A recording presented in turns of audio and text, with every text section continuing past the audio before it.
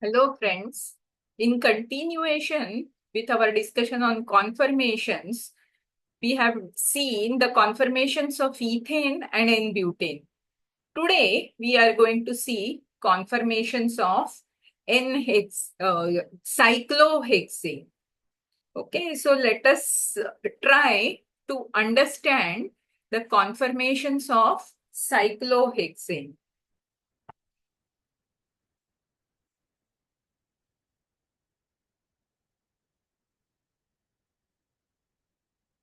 So, this is the structure of cyclohexane.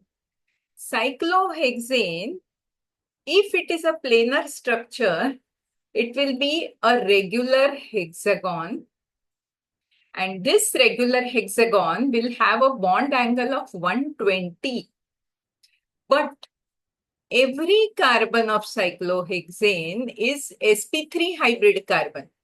And the standard sp3 bond angle is between 107 to 109.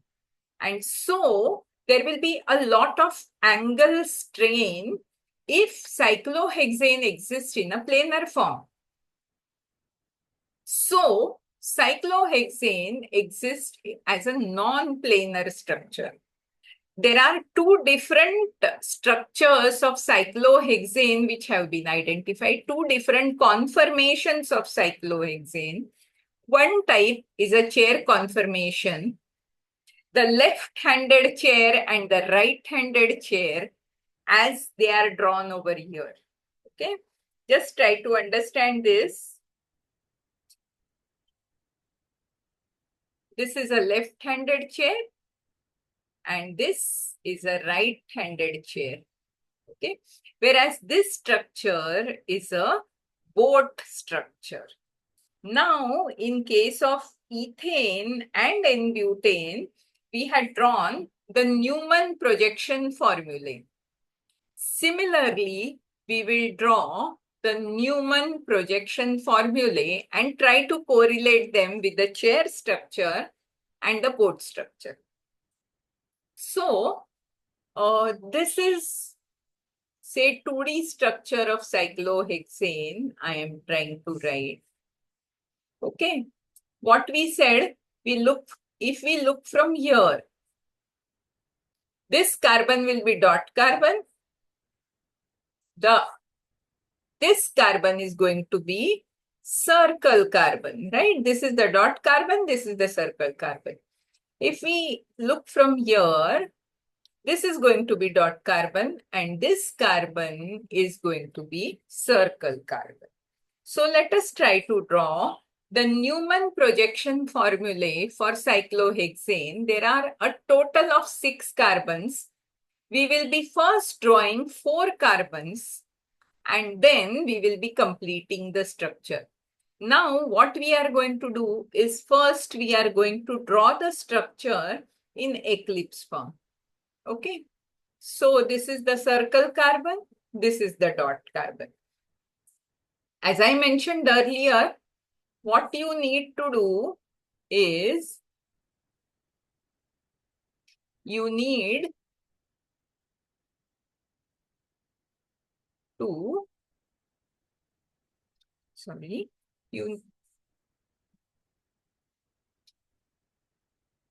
circle carbon, dot carbon. Here again, a circle carbon and a dot carbon. Usually, we draw the straight line vertically upwards, but here we are drawing it downwards. You will understand why to relate it better to the boat structure.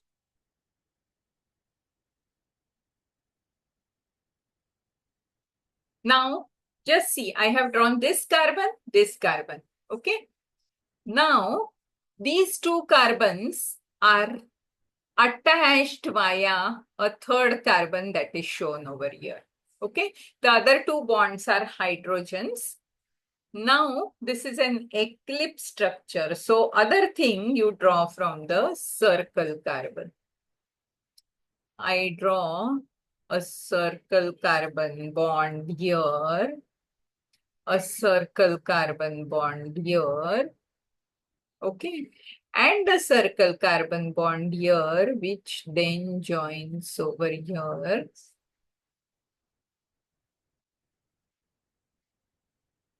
Everybody realizes this? Now, you keep the boat structure in front of you. This is the boat structure, okay? If you look it from here, will it look like this? The boat structure, okay? So this is an eclipse structure. I'm very sorry about this. Let me. So this is an eclipse structure, okay?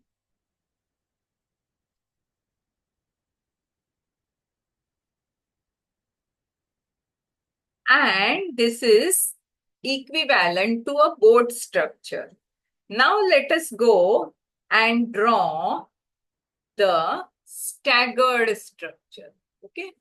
How the staggered structure will look like? This is one circle carbon, there is a dot carbon, okay? This is the dot carbon. Here is another circle carbon, here is another dot carbon. As I mentioned earlier, we are looking over here and over here, okay? So, this is one line, this is one line. Sorry, let me erase this line.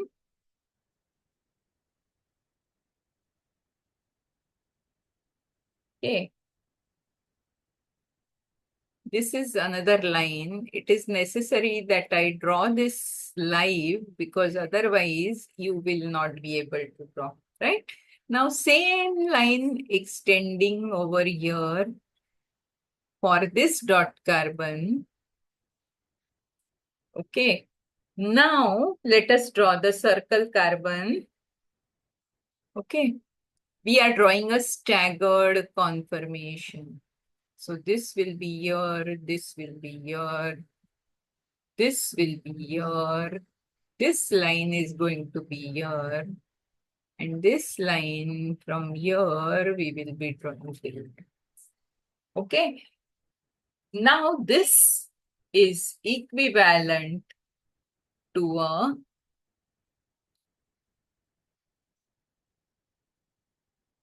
chair conformation. This is in the lower plane, as is this. Okay. This is equivalent to this. This is in the upper plane, which is equivalent to this. And total, there are 6 carbons. Okay, ensure that you are able to draw the Newman projection formula. Now, this is a staggered structure or the gauche structure as we called it in N-butane. Okay, is there a gauche interaction? Yes, there is a gauche interaction over here. Is there a gauche interaction? Okay, now going ahead. I hope everybody has understood how to draw the Newman projection formulae for the boat structure and the chair structure. Now let us try to understand the geometry. The boat structure first. What happens in a boat structure? There are 4 carbons in the lower plane. 1, 2, 3, and 4. 4 carbons in the lower plane, and then there are 2 carbons in the upper plane. 4 carbons in the lower plane and 2 carbons in the upper plane. Okay. What happens in a chair structure? This and this are the same chair structures. It can be left-handed or right-handed. Right now, you call them left-handed or right-handed. So here what happens? There are 3 carbons in the upper plane and 3 carbons in the lower plane. Any chair structure you take, 3 carbons in the upper plane. The alternate carbons are in the upper plane. Have a look at this. Okay. This carbon is in the upper plane. This carbon is in the upper plane. And this carbon is in the upper plane. And on the other hand, I will mark the lower plane carbons with a red arrow. Okay. So there are 3 upper plane carbons, 3 lower plane carbons. Is this clear to everybody? Even if you take instead of left-handed, if you take the right-handed chair, right-facing chair, still there are 3 carbons in the upper plane and 3 in the lower. Okay. Now, coming to energy of these conformations. Look at this. This corresponds to a staggered structure as we saw. Okay. Now, since this corresponds to a staggered structure, the energy is lower. Whereas the boat structure corresponds to an eclipse structure. And because it corresponds to an eclipse structure, the energy is higher. In addition to being an eclipse structure, here in the upper plane carbons, the hydrogens are arranged like this. Okay. The hydrogens, now this hydrogen and this hydrogen, all these 4 hydrogens are called as flagpole hydrogens. But look at these 2 hydrogens, they are in the same plane and they are so much nearby each other. And this increases the repulsion and therefore increases the energy of the system.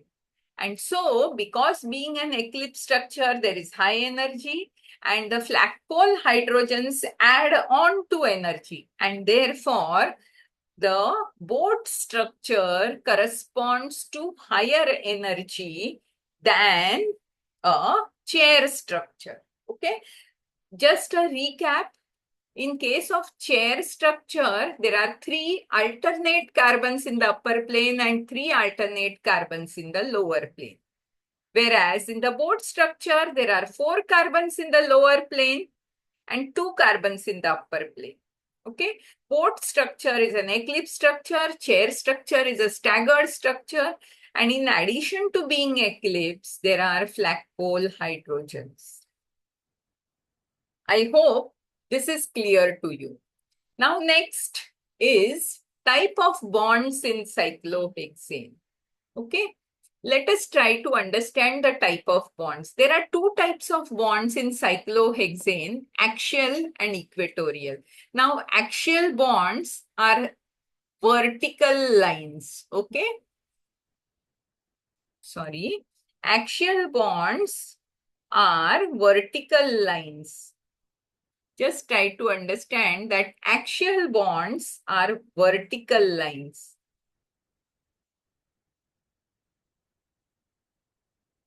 Whereas equatorial bonds are slanting lines.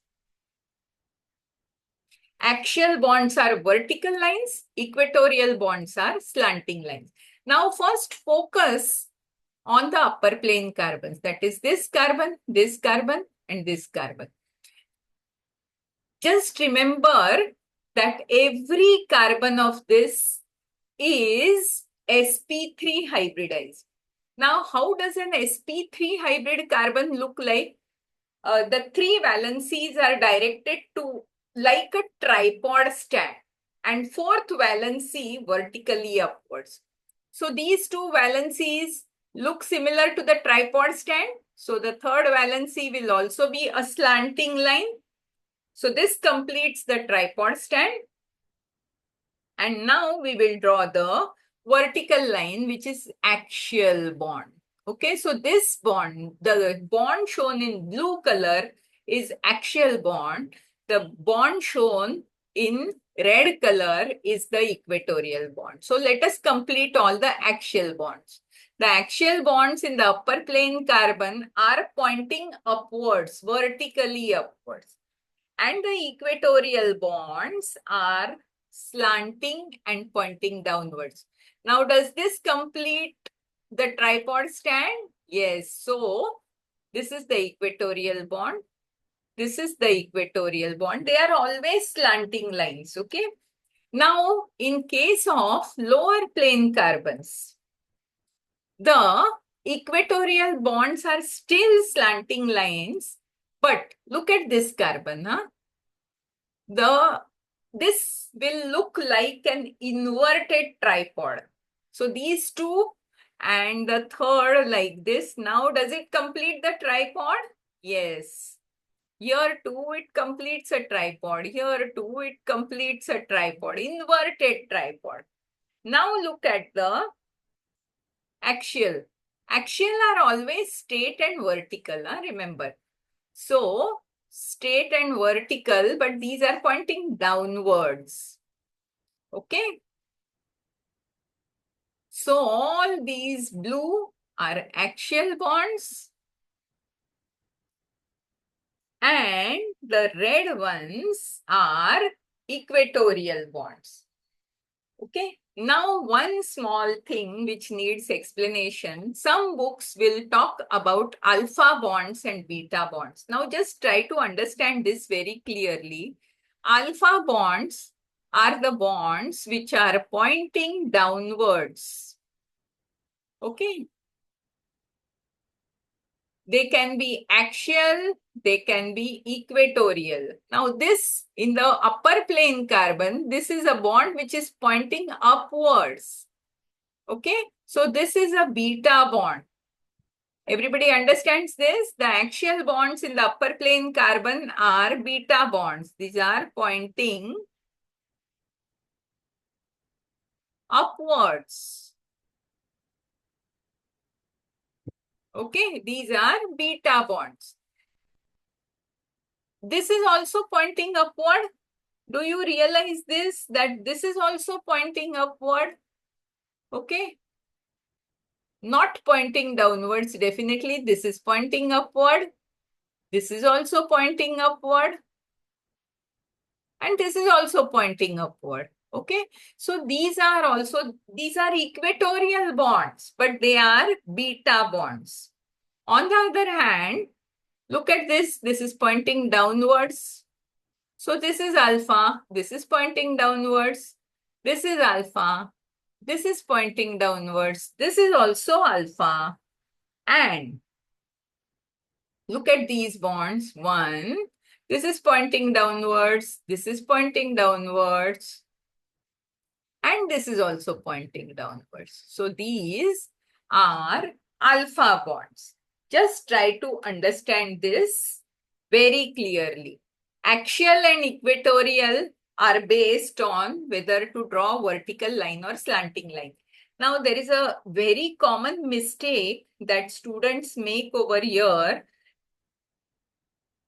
of drawing the vertical and the slanting line. Okay, but just make sure that you know which plane the carbon is in. Now, suppose I am drawing bonds of this. Two bonds are already there. And it should look like a tripod stand or inverted tripod. So this will look like a tripod. So third bond will be slanting line pointing downwards. So this is an equatorial bond. And the fourth one will be vertical pointing upwards. Now look at this. This has to look like an inverted tripod because two of these bonds form a part of tripod, right? And so the third will be slanting but pointing upwards, right? Now the fourth one will be vertical but pointing downwards. So in your mind, it should be clear. I have seen so many times students drawing something like this. Okay, this has no meaning. It should not be a straight line. Any equatorial bond should be a slanting line. Here in lower plane carbon, what they do, they draw a vertical line like this. But in a lower plane carbon, when these two form a part of the tripod, the third has to be in that direction, that is this. This is a wrong thing to draw. First, complete the tripod and then draw the axial bonds. Is that clear to everybody? Okay. So, next we come to flipping. We will not complete the details of flipping here in this lecture, but the chair conformation of cyclohexane, which is facing to your left, can get converted to the chair conformation which is facing to your right. Okay. Now, what happens in this? This carbon, which was in the lower plane, now goes to upper plane.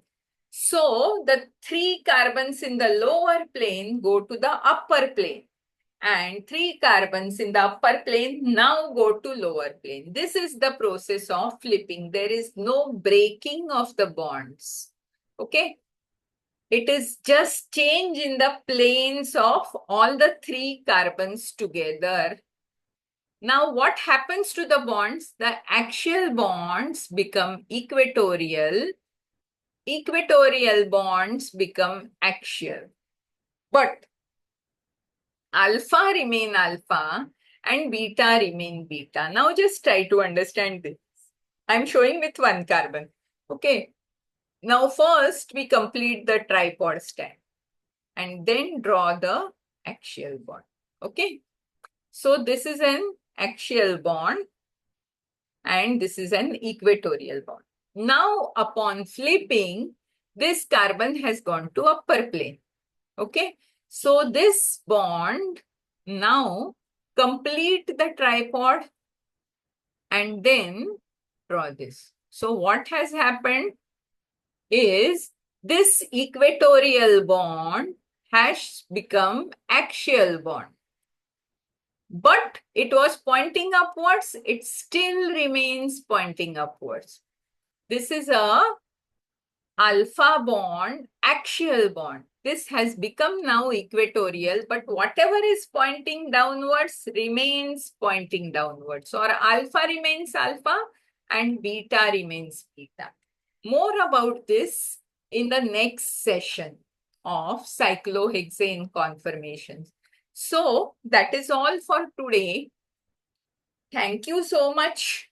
And if you like the lecture, please hit the like button and subscribe, hit the bell icon as well so that you get intimation of the next lecture being uploaded. So, thank you so much for a patient listening.